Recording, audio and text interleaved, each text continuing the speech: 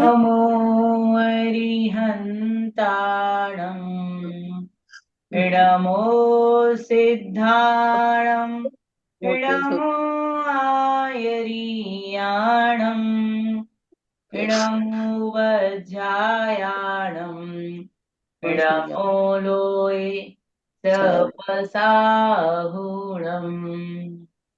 गुणानां विस्तरं वक्षे स्वभावानां तथैव च पर्यायाणां विशेषेण नत्वा वीरं जिनेश्वरम्।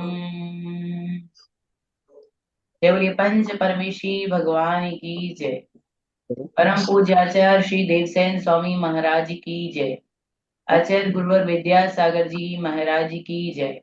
आचार्य श्री समय सागर जी महाराज की जय। जगत पूज्य मुनि पुंगव सुधा सागर जी महाराज की जय।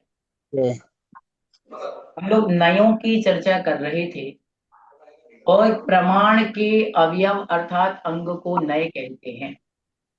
प्रमाण के अवयव अर्थात अंग को हम क्या कहते हैं? नय कहते हैं। नए 9 प्रकार के हमने पढ़े, द्रव्यार्थिक, पर्यायार्थिक, नैगम, संग्रह, व्यवहार, रज्जुसूत्र, शब्द, समविरूढ़ और एवं भू। ये 9 प्रकार के नय होते हैं और नयों के जो समीप रहते हैं उसे उपनय कहते हैं और उपनय 3 प्रकार के होते हैं, है ना? व्यवहार सद्भूत, असद्भूत और उपचरित असद्भूत, ये 3 प्रकार के हमने उपनय पढ़े थे। नयों की जब चर्चा बात आई तो हमने द्रव्यार्थिक, पर्यायार्थिक नय और फिर बाकी के 7 नयों को इन्होंने आगम नय कह दिया था। द्रव्यार्थिक नय जिसका विषय द्रव्य है उसके हमने 10 भेद पढ़े, शुद्ध भी है अशुद्ध भी है, हमने सब पढ़ा। और पर्यायार्थिक नय पर्याय की चर्चा करता है, उसके 6 भेद हैं, तो हमने उसकी पर्याय के बारे में पढ़ा। अनादि नित्य पर्याय कौन सी है, सादी नित्य पर्याय कौन सी है कि नहीं, ये सब हमने जाना। फिर हमने एक नैगम नय की भी चर्चा कर ली थी। नैगम नय के बारे में हमने जाना था, नैगम नय जो नय अभी काम कंप्लीट नहीं है लेकिन उसको कह रहा है कि ये काम कंप्लीट हो चुका है, काम इनकम्प्लीट है फिर भी कह रहा है कि काम कंप्लीट होने के समान है, वो कहलाता है नैगम नय। ठीक है, नैगम नय के 3 भेद पढ़े थे हमने, भावी, भूत और वर्तमान। इतनी चर्चा हमारी हो चुकी थी। नैगम नय के बाद चर्चा आती है संग्रह नय की। अब हमें आज चर्चा करनी है संग्रह नय से, हम अपनी चर्चा को क्या करेंगे, प्रारंभ करेंगे। नैगम नय तक की हमारी सारी की सारी चर्चा पूरी हो चुकी। संग्रह नय, संग्रह शब्द का अर्थ क्या होता है? समूह, कलेक्शन। जो नय अपनी जाति का विरोध न करके संपूर्ण पदार्थों को एक रूप से ग्रहण करता है वो कहलाता है संग्रह नय। संग्रह नय कह रहे अपनी जाति का विरोध न करके सब पदार्थों को जो एक रूप से बताता है वो कहलाता है संग्रह नय। संग्रह नय वस्तुओं को समूह रूप से ग्रहण करता है। जैसे कि मैं आपसे कहूं एक एग्जांपल दे करके,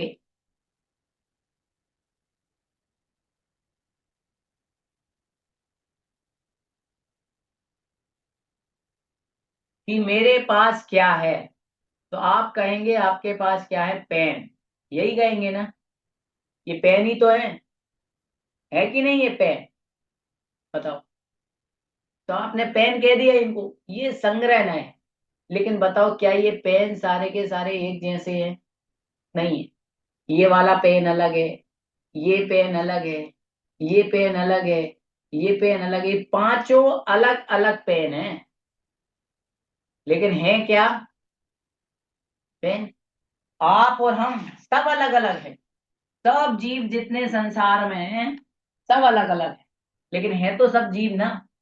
बताओ, है कि नहीं जीव?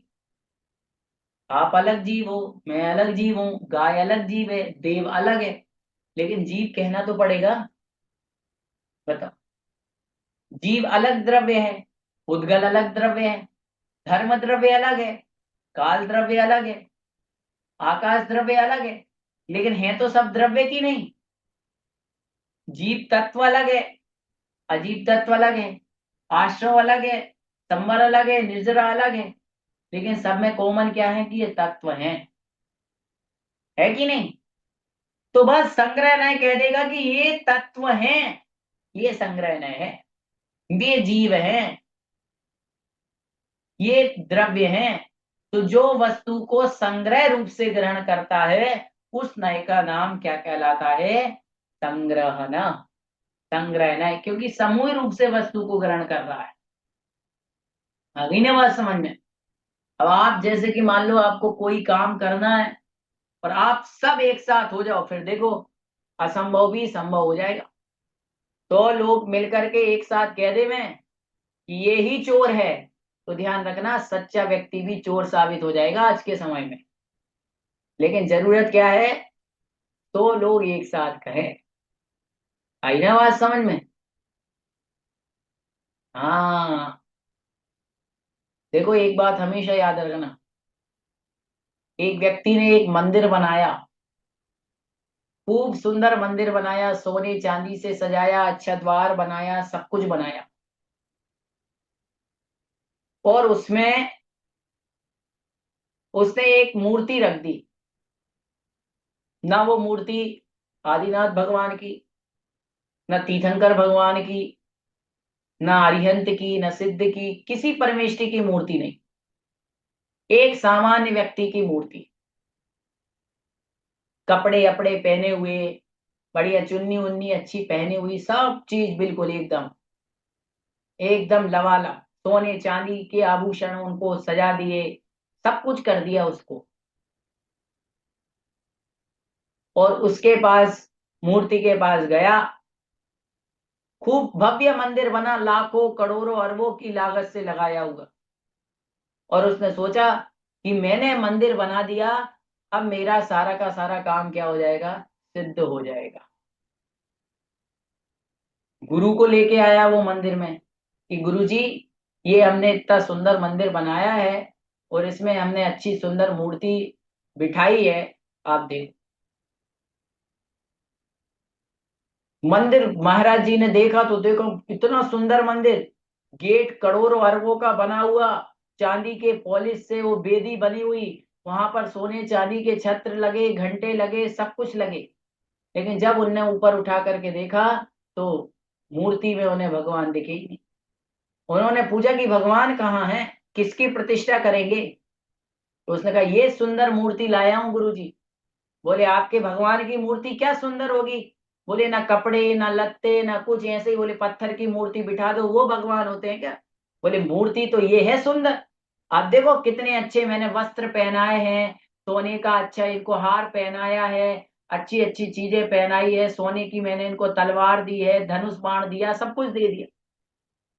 महाराज ने उसको समझाया, मंदिर तुम्हारा कितना ही सुंदर क्यों ना हो, लेकिन उसमें वीतरागी अरिहंत परमेष्टि की मुद्रा यदि विराजमान नहीं है तो वो मंदिर नहीं कहलाए। वो सिर्फ और सिर्फ एक भवन है। मंदिर किससे बनता है? भगवान से बनता है। यदि समौ शरण में तीर्थंकर भगवान विराजमान नहीं है तो एक भवन के अलावा वो कुछ नहीं है। समौ शरण उसी को कहते हैं जहां पर भगवान विराजमान हो। तो महत्वता इस चीज की नहीं है कि है कितनी, महत्वता इस चीज की है कि मूल्यवान है या नहीं है। ये बात हमेशा याद रखना। तो मंदिर उसका नाम नहीं है जहां पर लोग खूब सारे पूजा कर रहे हो, सोने चांदी से सजा हो, जहां पर अनंत भगवान अपनी वीतराग मुद्रा में बैठे हो, वही मंदिर, वही समोषण कहलाता है। आई बात समझ में? तो बस यही संग्रह है कि आप कितना ही किसी चीज को कर लो, लेकिन आपको उसको एक रूप से तो कहना ही पड़ेगा, एक तो आपको होना ही पड़ेगा। आई बात समझ में? घर में आपके 10 प्रकार की दाल होती है भाई, कहने को देखा जाए तो अरहर की दाल होती है, मसूर की दाल होती है, हर चीज की दाल होती है, लेकिन दाल को तो दाल ही कहोगे ना, है ना जी? आपसे पूछा जाए कि भाई क्या खाते हो, दाल खाते हो, बोले दाल खाते हैं, तो हम तो इतना ही याद रखेंगे कि दाल खाते हो।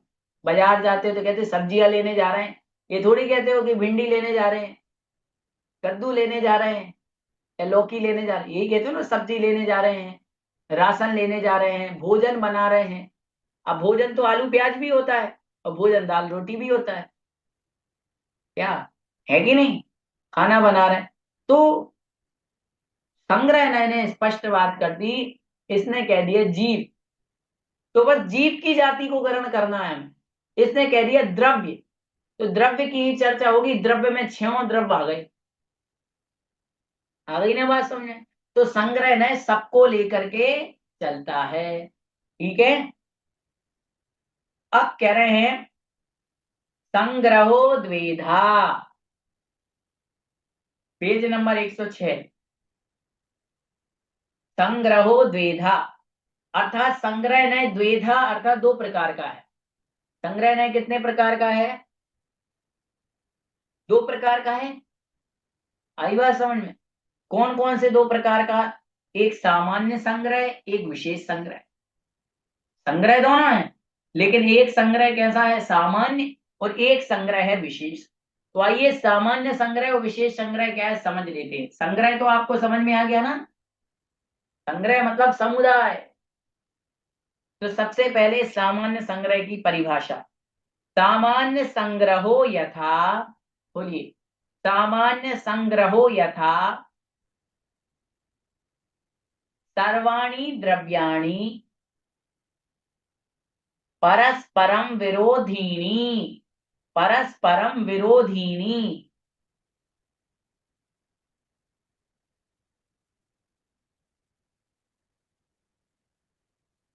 सामान्य संग्रहो यथा सर्वाणि द्रव्याणि परस्परम विरोधीनि।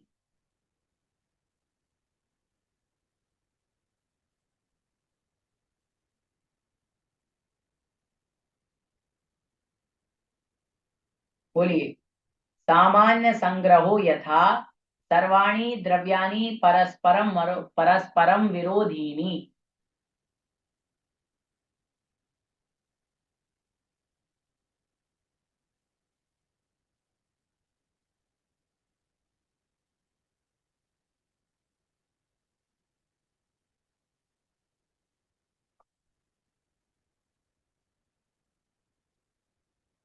सामान्य संग्रहो यथा सर्वाणि द्रव्याणि परस्परम विरोधीनि।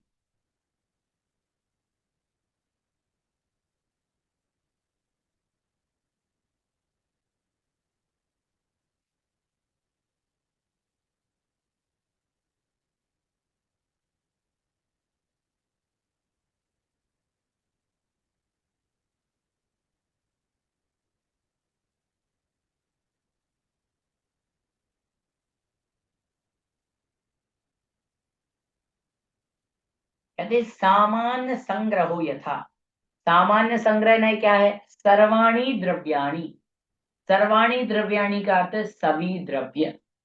परस्परम, परस्पर मतलब आपस में, अविरोधीनी, संधि विच्छेद करने पर निकलेगा परस्परम अविरोधीनी। तो परस्परम मतलब होता है आपस में, अविरोधीनी, अविरोधी है। सभी द्रव्य देखा जाए तो आपस में कैसे? अविरोधी, एक दूसरे का विरोध नहीं करते। देखो, जीव अपनी जगह है, पुद्गल अपनी जगह है। जीव का काम जीव करता है, पुद्गल का काम पुद्गल करता है। धर्म द्रव्य अपना काम करता है, अधर्म द्रव्य अपना काम करता है। कोई एक दूसरे को आफत नहीं करता है, एक दूसरे का विरोध नहीं करता। तो परस्पर में कहते हैं सभी द्रव्य कैसे हैं, अविरोधी। ये सामान्य संग्रह न्याय है ना। सभी द्रव्य परस्पर में क्या है, अविरोधी है। बताओ है कि नहीं। और समझ में भी आ जाता है कि भाई जीव अलग है, पुद्गल अलग है।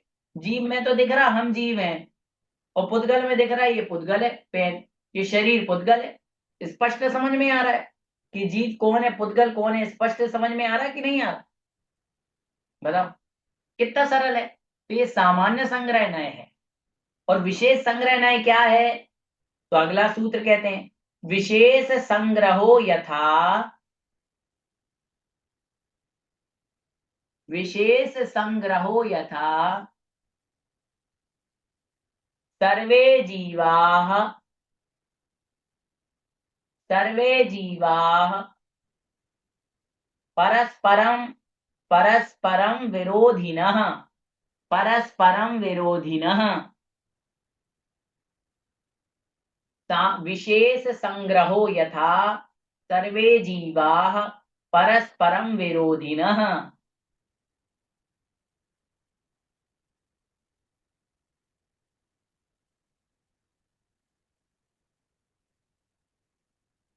विशेष संग्रहो यथा सर्वे जीवाः परस्परम विरोधिनः, विरोधिनः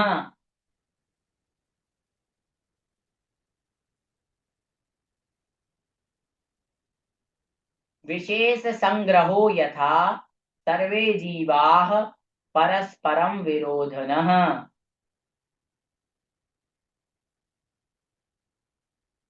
चले बोले तीन चार बार सूत्र को।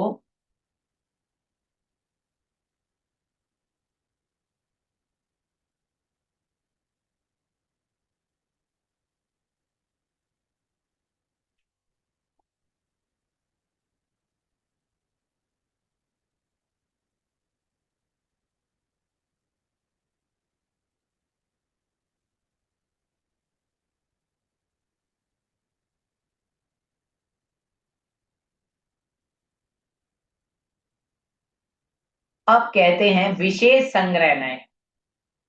विशेष संग्रह न्याय में कहते हैं विशेष संग्रहो यथा, विशेष संग्रह न्याय है सर्वे जीवा परस्पर अविरोधिना। सर्वे जीवा, सभी जीव परस्पर में अविरोधी ना, अविरोधी हैं। अविरोधी का मतलब एक है। पहले तो कह रहे थे सभी द्रव्य एक हैं, भाई जीव द्रव्य भी है, अजीव भी है, सब द्रव्य हैं। अब कह रहे हैं सब जीव हैं, तो ये विशेष हो गया। क्योंकि पहले केवल द्रव्य कह रहे थे, अब केवल एक द्रव्य की विशेषता बता दी, एक द्रव्य के समूह की चर्चा कर दी। जैसे कि एक एग्जांपल देता हूं सामान्य और विशेष का। सामान्य में मैंने कहा पेड़ों का समूह, ये सामान्य हो गया। बात समझना ध्यान से। मैंने कहा पेड़ों का समूह। अब पेड़ों का समूह मतलब संग्रह तो है कि नहीं।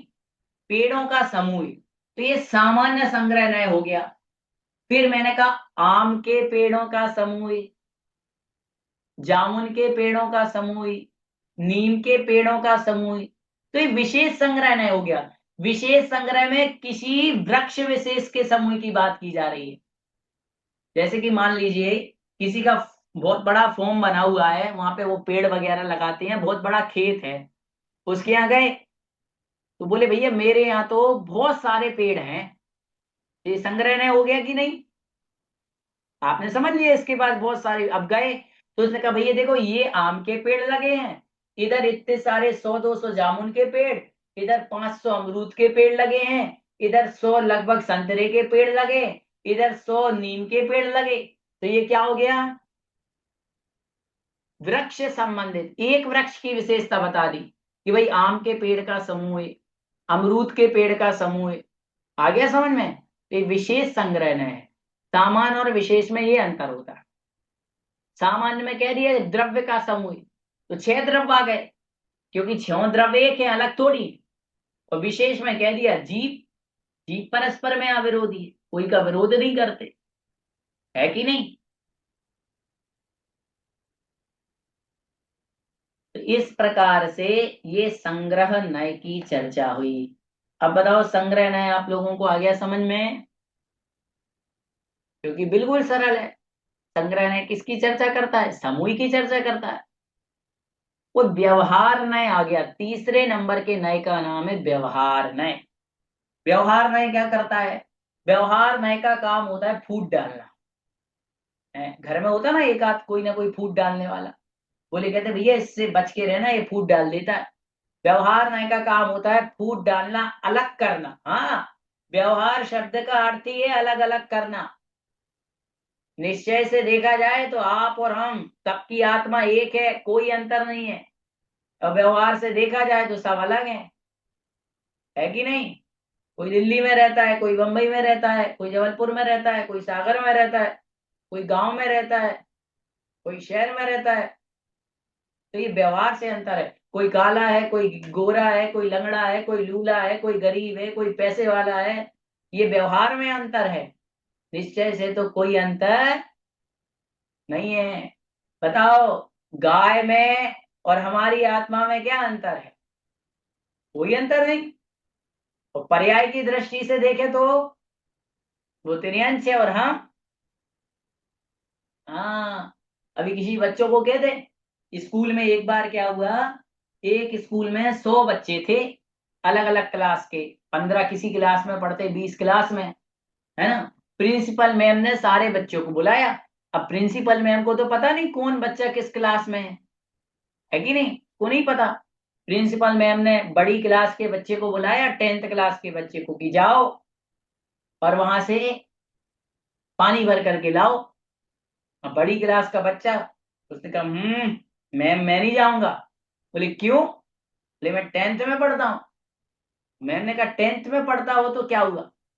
बोले मैम मैं सीनियर हूँ, ये जो जूनियर क्लास के बच्चे हैं 9th 8th 7th, ये लोग लाएंगे पानी, पानी लाना इनका काम है। तो कहने का मतलब आपको बता रहे, भेद व्यवहार में है। ये 10th का बच्चा है, ये 7th का है, ये 4th का है। लेकिन प्रिंसिपल मैम को तो 9th का हो या 10th का हो या 4th का हो, स्टूडेंट की अपेक्षा तो सब एक है। बताओ, 5वीं का बच्चा हो चाहे 10वीं का बच्चा, विद्यार्थी है कि नहीं? भेद, भेद काय का है? जैसे आप सब हो, मेरे लिए देखा जाए तो आप सब मेरे लिए विद्यार्थी हो।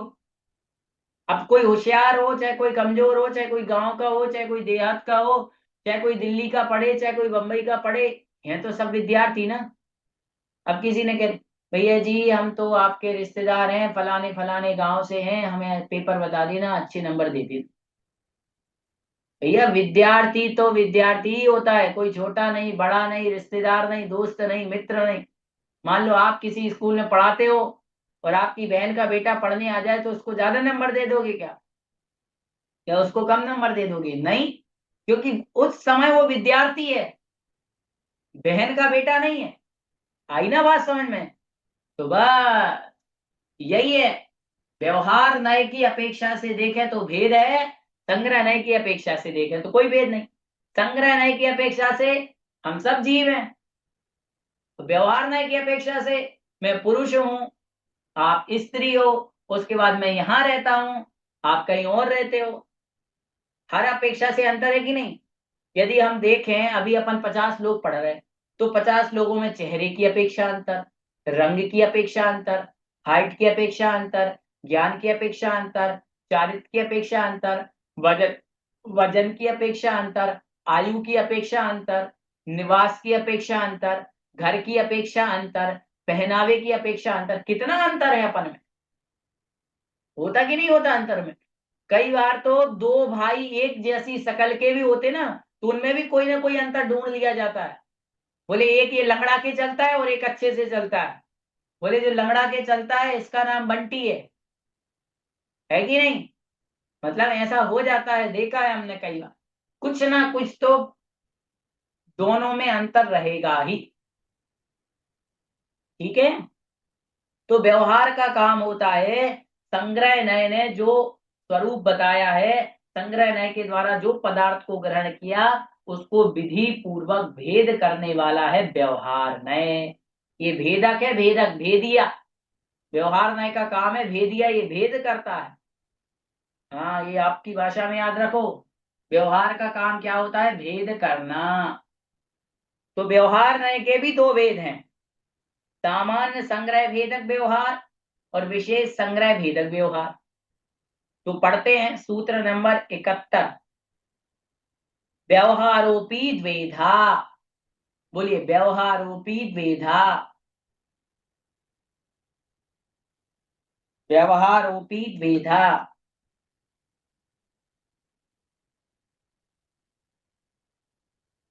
व्यवहारोपी द्वेधा।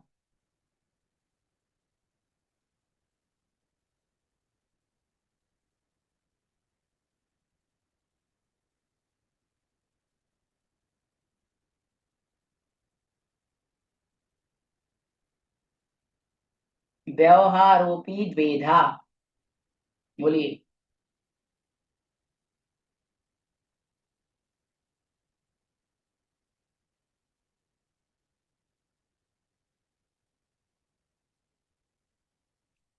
कहते व्यवहार नय द्वेधा अर्थात दो प्रकार का है। जब हम व्यवहार नय की चर्चा करते हैं तो व्यवहार नय दो प्रकार का, सामान्य संग्रह भेदक व्यवहार और विशेष संग्रह भेदक व्यवहार। तो पढ़ते हैं पहले सामान्य संग्रह भेदक व्यवहार को। सामान्य संग्रह भेदको व्यवहारो। बोलिए, सामान्य संग्रह भेदको व्यवहारो यथा द्रव्याणि जीवा जीवाः। सामान्य संग्रह भेदको व्यवहारो यथा द्रव्याणि जीवा जीवाः।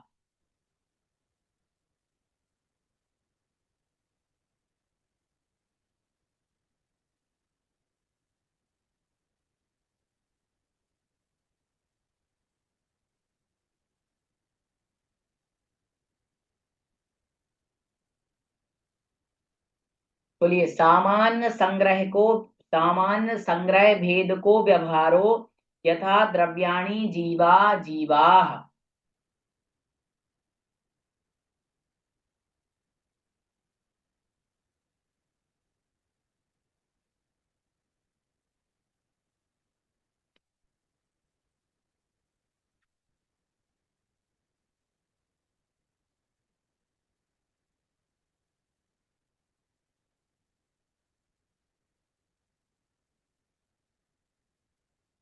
कहते हैं सामान्य संग्रह भेद को व्यवहारो, सामान्य संग्रह भेदक व्यवहार न यथा द्रव्याणि जीवा जीवा।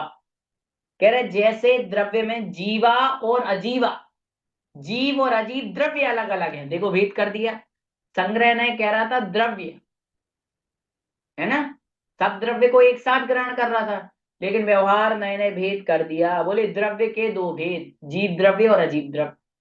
जीव केवल जीव द्रव्य है और पुद्गल धर्म अधर्म आकाश काल ये सब अजीव द्रव्य है कि नहीं। तो लो भेद कर दिया इसने, दो भेद कर दिए, अलग अलग कर दिया। तो ये कहलाता है सामान्य संग्रह भेदक व्यवहार है। सामान्य में जो हम कह रहे थे द्रव्य परस्पर में अविरोधी हैं, उनको इसने अलग अलग कर दिया, दो भेद कर दी। ऐसे विशेष संग्रह भेदक में भी कर दिए भेद। सामान्य संग्रह भेदक आ गया समझ में। सामान्य संग्रह भेदक में द्रव्य दो भेद, जीव और अजीव। ठीक है।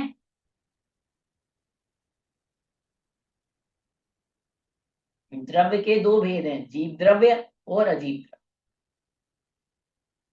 फिर कहते हैं विशेष संग्रह भेद को व्यवहारो, विशेष संग्रह भेद को व्यवहारो।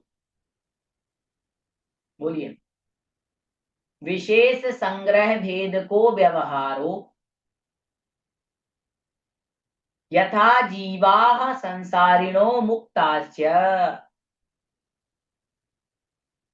यथा जीवाः संसारिणो मुक्ताश्च।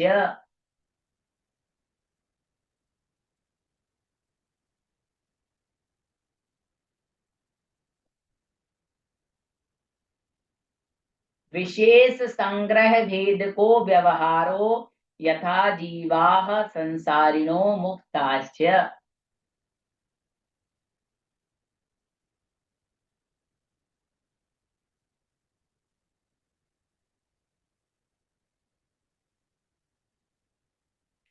विशेष संग्रह भेद को व्यवहारो यथा जीवा संसारिणो मुक्तास्य।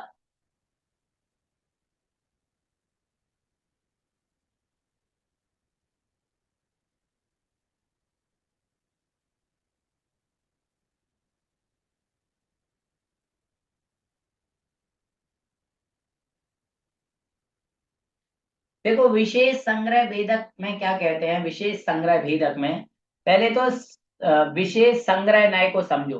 विशेष संग्रह न्याय में हमने क्या समझा था? सब जीव परस्पर में एक है, अलग नहीं है। यही समझा था कि नहीं? अब कह रहे हैं कि वो जीव भी अलग है। जीव के भी भेद कर दिए, बोले संसारी और मुक्त। जीव के भेद कर दिए। विशेष संग्रह भेद को व्यवहारो यथा जीवा संसारिणो मुक्तस्य। जीव अलग है, बोले संसारी जीव अलग है और मुक्त जीव अलग है, ये भेद कर दिया। आई बात समझ में? फिर संसारी में भी भेद कर देंगे। त्रस अलग है, स्थावर अलग है। एक इंद्रिय, दो इंद्रिय, तीन इंद्रिय, चार इंद्रिय, पंच इंद्रिय, सब अलग अलग है कि नहीं? मनुष्य अलग है, स्त्री अलग है, नपुंसक अलग है, देव अलग है, देव नारकी अलग है, तिर्यंच अलग है। सबके भेद हो गए जीवों में। तो ये भेद करना, जो विशेष जीव द्रव्य में इसने भेद किया, ये कहलाता है विशेष संग्रह भेदक व्यवहार नय। आ गया समझ में? अब ये नए आपको बार बार समझने पड़ेंगे। यहाँ तो मैं क्लास में समझाऊंगा तो आ जाएगा, लेकिन बार बार आपको उदाहरण से ध्यान करना पड़ेगा। जैसे कि भाई हम देखते हैं तो आपको सब बर्तन दिख रहे हैं, बहुत सारे, बोले बर्तन रखे हैं, बर्तन है कि नहीं? लेकिन बर्तनों में गिलास अलग है, प्लेट अलग है, चमचा अलग है, चमची अलग हैं? जग अलग होता कि नहीं होता? ऐसे ही घर में देख लो आप। आपसे पूछा जाए आपके घर में कितने कपड़े हैं, तो कपड़ों में साड़ी भी आती है और पैंट भी आता है और बच्चे की ड्रेस भी आती है, सब आता कि नहीं? लेकिन जब हम कपड़े की बात करेंगे तो ये थोड़ी आप कहोगे कि 10 हमारे पास साड़ी है, 10 पैंट है, 10 रजाई है। आप तो यही कहोगे कि होंगे 500 कपड़े। एक मोटा मोटी कह दिया आपने, होंगे 500 कपड़े। लेकिन कपड़े में तो सब आ गए कि नहीं? लेकिन जब विशेष की चर्चा करेंगे, आपसे पूछो आपके घर में साड़ी कितनी है, तो संग्रह हो जाएगा। अब व्यवहार में क्या करोगे आप? मैं आपसे व्यवहार में पूछूंगा भैया कितने प्रकार के कपड़े हैं, तो आप कहोगे साड़ी है, पैंट है, शर्ट हैं, रजाई है, पर्दे हैं। और फिर विशेष में मैं पूछूंगा आप साड़ी के बारे में बताओ, तो आप कहोगे कि भाई घर में पहनने वाली साड़ी अलग है, मंदिर वाली साड़ी अलग है, पार्टी में जाने वाली साड़ी अलग है कि नहीं? ज्यादा नहीं बोलो, हजारक साड़ी हमारे पास होंगी, है कि नहीं? तो ये कहलाता है विशेष संग्रह भेदक व्यवहार नए। अब आपसे पूछूं भैया किताबें कितनी हैं आपके पास? बोले तीन चार, एक आला पद्धति, एक सरवार सिद्धि, एक छह डाला और एक ये, एक ये। बताओ, है कि नहीं? क्यों हम पढ़ते नहीं है? जो जितना पढ़ने वाला होता है उसके घर में बहुत सारी पुस्तकें। हमारे यहाँ देखो, पुस्तकों की लाइनें ही लाइनें लगी हैं। सब नहीं पढ़ते, लेकिन कब किससे क्या विषय लेना पड़ जाए। हमारे यहाँ तो भगवत गीता भी रखी हुई है, वो भी हम लोग पढ़ते हैं। भाई ज्ञान तो सब चीज का करना पड़ता है, तब तो जाकर के आप देख पाओगे क्या विषय सही है, क्या विषय सही है। तर्क वितर्क तब तो करोगे।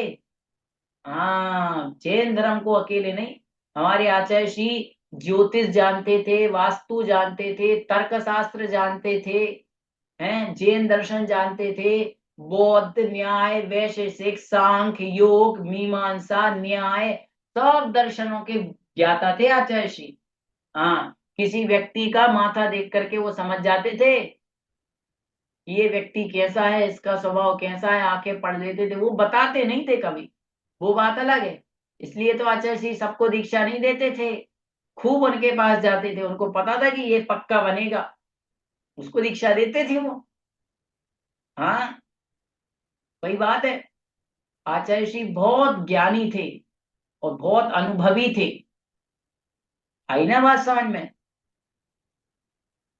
हम लोगों ने तो आचार्य श्री का ऊपरी ऊपरी चीज देखा है। देखो, सच कह रहे हैं, अपन तो ऊपरी ऊपरी जानते हैं कि वो अच्छी चर्या करते थे, ये करते थे, लेकिन मैं कहता हूँ आचार्य श्री के भीतर क्या था ये पता है क्या अपन को? बता, नहीं पता ना। कितना नॉलेज था, कितना अनुभव था, क्या विचार उनके चलते होंगे, सोचो आप। अपने समय में आचार्य श्री ने, जब उनके युवा अवस्था के दिन थे, 8-8 घंटे तप किया तो 8-8 10-10 घंटे दिन में अध्ययन भी किया। आपने अंतरयात्री महापुरुष मूवी देखी होगी, तो ऐसे ही नहीं दिखाते उसमें कि रात रात को ब्रह्मचर्य अवस्था में 12-12 बजे तक पढ़ते थे। उनका चयुप्सम ऐसा तेज था कि एक बार पढ़ लिया सब कुछ यहाँ याद हो जाता था, सब याद था उनको, है ना। ये बहुत सारी चीजें हैं। व्यवहार की बात और संग्रह की बात, संग्रह की बात करेंगे तो एक ही वस्तु को लेंगे, और जब विषय व्यवहार की बात करेंगे तो उसी वस्तु के भेद कर देंगे। ठीक है। संग्रह में पैसा पैसा है, और व्यवहार में 100 रुपए का पैसा अलग है, 500 का अलग है, 1000 का अलग है, 2000 का अलग है, ऐसा। ठीक है। तो अब इन नयों को आप लोग बार बार समझना, पढ़ना, तो आपको धीरे धीरे करके ये नए आने लगेंगे। तो हमने क्या पढ़ा अभी? संग्रह और व्यवहार।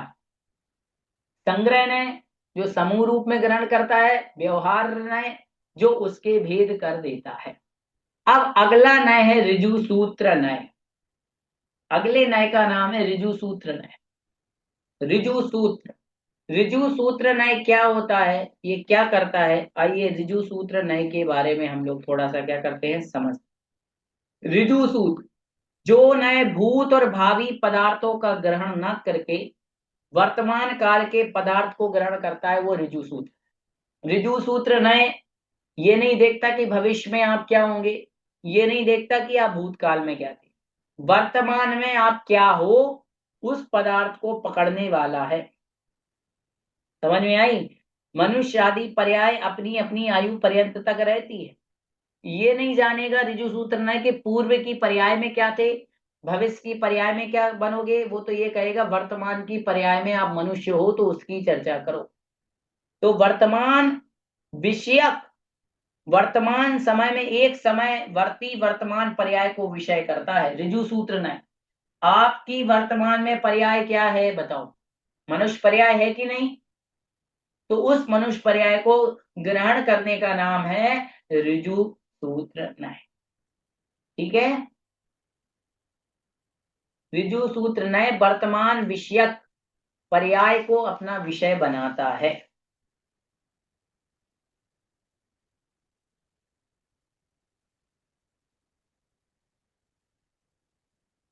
ठीक है, आया समझ में? ऋजु सूत्र नय किसको विषय बनाता है? वर्तमान विषयक वस्तु को, वर्तमान की वस्तु को विषय बनाएगा, उसको भविष्य से कोई लेना देना नहीं। अगले ही पल आपका मरण हो जाए, मान लो 1 सेकंड में तो अनंत समय होते हैं, 1 मिनट के अंदर हमारा मरण भी हो सकता है, और मरण करके अगली पर्याय में जन्म भी ले सकते हैं। एकम दो तीन बाना हार का, अधिक से अधिक 3 समय तक अनाहारक रह सकता है, 1 मिनट में तो दूसरी जगह जन्म ले लेगा। एक बार की बात है, एक सज्जन का मरण हो गया हमारे मित्र के घर पे, उनके परिवार में किसी का, तो हम वहीं थे। उनका मरण हो गया, तो काफी वृद्ध थे, देखा तो मरण तो हो ही चुका था, लेकिन परिवार के लोग हैं, एक लोक लाज और थोड़ी सी एक आशा। बिल्कुल कोई शरीर में हलचल नहीं, श्वास नहीं चल रही, कुछ नहीं। फिर भी उनको डॉक्टर के यहाँ ले गए। डॉक्टर के यहाँ ले गए, डॉक्टर ने चेकअप किया, थोड़ा इधर देखा, श्वास वास देखी, डॉक्टर ने 5 मिनट में कह दिया कि ये तो 2 घंटे 4 घंटे 6 घंटे पहले ही जा चुका है। फिर भी उसको अस्पताल ले गए। अस्पताल में पर्चा बना, सरकारी हॉस्पिटल में सब बन जाता है, उन्होंने लिख लिखा करके दे दिया भाई।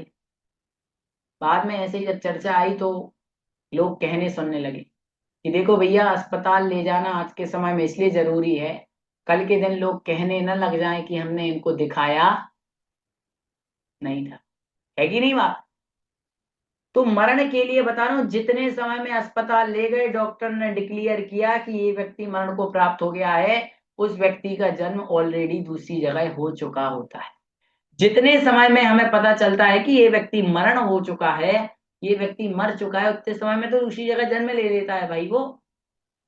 इतना सूक्ष्म है ये, हमें पता ही नहीं चल पाता है। तो एक समयवर्ती पर्याय की चर्चा चल रही है। ठीक है, तो ये ऋजु सूत्र नए हैं, और ऋजु सूत्र नए के भी दो भेद होते हैं, वो हम पढ़ेंगे कल। आज का हमारा समय हो चुका है।